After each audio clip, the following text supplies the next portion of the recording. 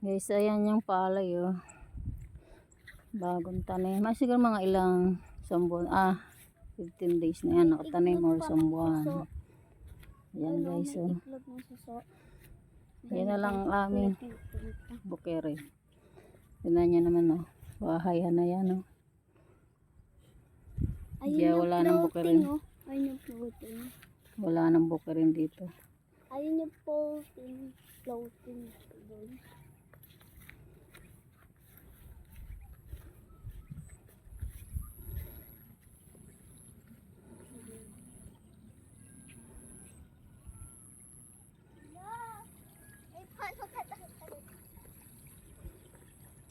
Guys eh.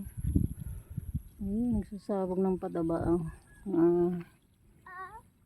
Dali lang AJ.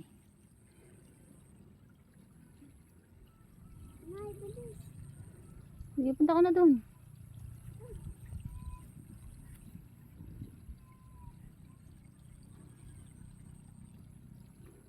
Nandito siyang painit mo.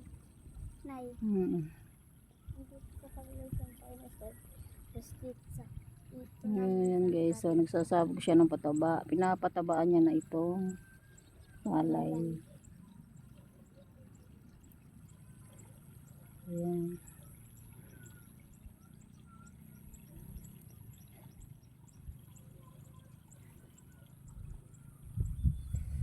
Ayan guys, yung bundok ng Arayat oh.